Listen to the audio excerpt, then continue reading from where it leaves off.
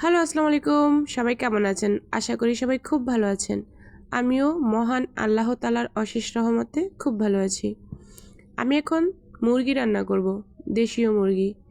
আসলে রান্নাবান্না আমরা সবাই পারি, টুকটাক রান্নাবান্না। বাঙালি মেয়ে যেহেতু সবাই টুকটাক পারি। রান্নাবান্নার বিষয়ে আজকে কিছু বলবো না, আজকে বলবো একটি সুন্দর গুরুত্বপূর্ণ কথা।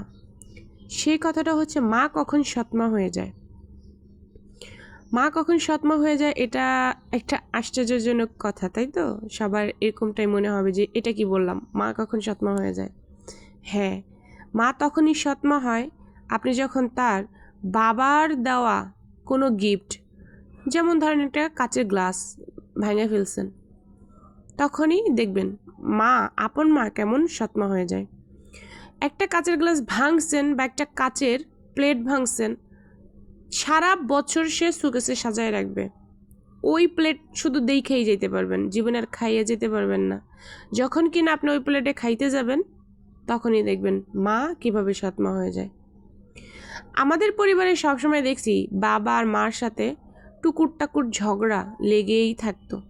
আর সবচেয়ে বেশি ঝগড়া হইতো কখন জানেন? দাওয়াতে যাওয়ার আগে।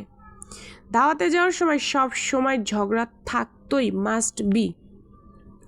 এই ঝগড়াটা কখন জানে ঘুরে মুড়ে আবার আমার কান্দে এসে পড়তো। আমারে বলতো, তুই তোর বাপের পক্ষ নিয়ে কথা কস।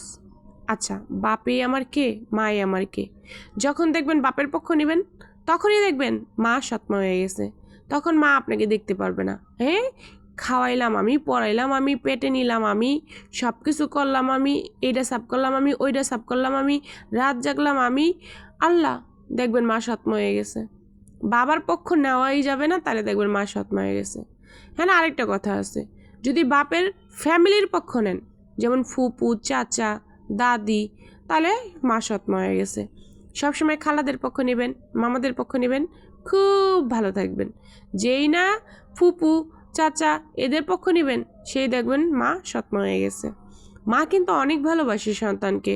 মা দেখবেন পেট ভরে খাওয়াবে, খাওয়ায়া তার 5,000 টাকা দামের শাড়ি দিয়া আপনাকে মুখ পুষাই দিবে। কিন্তু মা কখন সৎমা হয়ে যাবে? যখন যখন বলবেন, মা আমাকে একটু নুডলস রান্না করে দাও, দেখবেন না কবে, ভাত খা, ভাত আছে ভাত খা। আচ্ছা ঠিক আছে, ভাত খাইলাম, নে আগে ভাত খা, তারপরে নুডলস রান্না করে দিতেছি। নুডলস সে ঠিকই রান্না করে দেবে, কিন্তু আগে আপনাকে ভাতটা খাওয়াই নেবে। তখনই দেখবেন মা সৎমা হয়ে গেছে। মারা কিন্তু আসলে অনেক ভালোবাসে সন্তানকে। তো সৎমা হইলো আমরা সবাই সৎমাই চাই, কারণ মা মাই। মাকে কখনো দূরে ঠেলে রাখবেন না। মা সবসময় ভালো, সবসময় গুড।